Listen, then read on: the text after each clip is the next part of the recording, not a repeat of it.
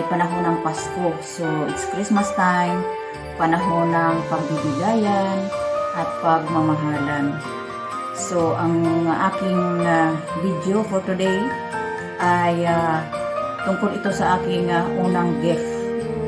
So, ito ang aking unang gift sa Pasko ngayon at ito ay nanggagaling sa pinaka-importante kong tao sa party ng aking buhay. So, ito ang kanyang regalo para sa akin ngayong Pasko. Kaya, ito muna ang aking unang bubuksan at isi-share ko sa inyo kung ano ang laman ng aking Christmas gift. At ito ang kanyang pamaskong handog para sa akin. So, ito lang naman guys ay nanggagaling sa aking asawa. So, titingnan ko siguro alam niya kung ano ang kailangan ko at lubos kong gagamitin sa araw-araw ng aking pagbibideo. So, siguro na-realize niya kung ano yun. So, kayo ba? Alam niyo ba kung ano ang laman nito? So, tayo na guys, samahan niyo akong mag-unboxing ng aking unang Christmas gift na bubuksan. Kasi sa sunod na mga araw, ay mag-unboxing pa ako ng aking mga ibang Christmas gift na makukuha o malay nyo may makuha pa akong iba. So mag-unboxing na naman ako at aking isi-share kung ano ang aking mga gift na aking makuha dito sa amin. So might be sa work, makakuha din ako doon ng Christmas gift o kaya sa isa pang mga kapamilya dito. Yan. So ito guys ang aking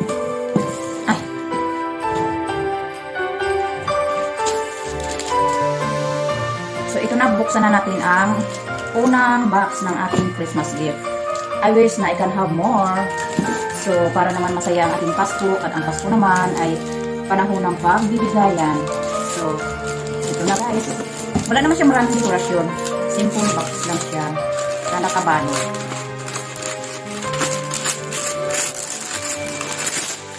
Oh. Ayan siya. Ayan siya guys. Ang kanyang original na box galing sa siyempre sa binilhan.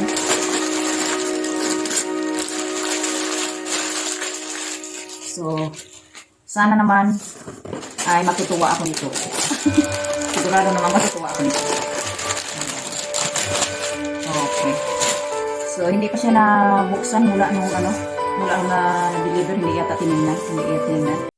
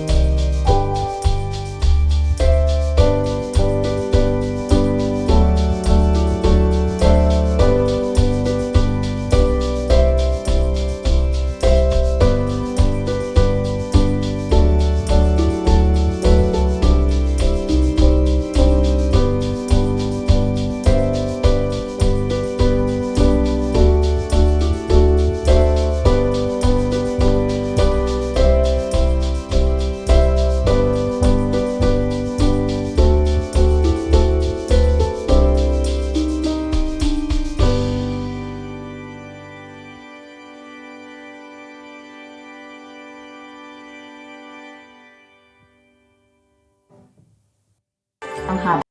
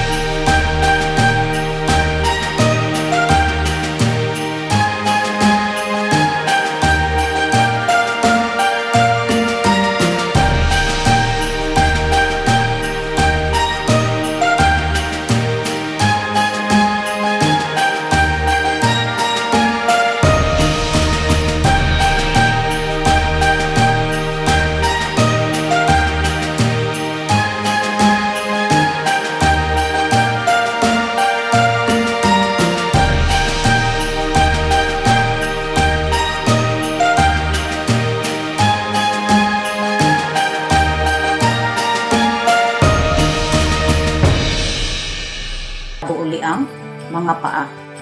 Wow! So ito ngayon, hindi na ako mahihirapan magpatong-patong na kung saan-saan sa aking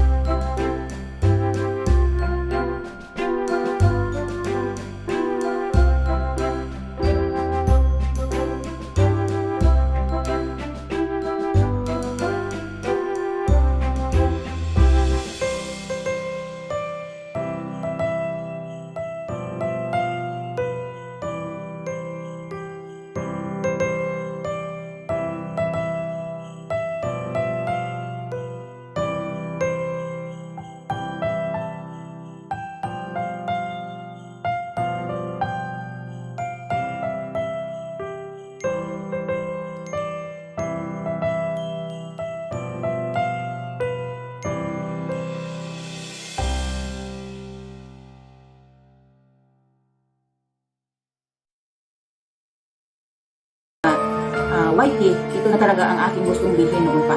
Kaso lang sabi ko, balang araw bibilhin ko rin yan. So ito na guys, nakamit ko na ang aking dream. So anyway, Merry Christmas sa inyong lahat dyan. At once again guys, this is Buhay ni Inday. Thank you for watching. At saka sa mga baguhan lang dyan, sana naman i-subscribe nyo ang aking channel.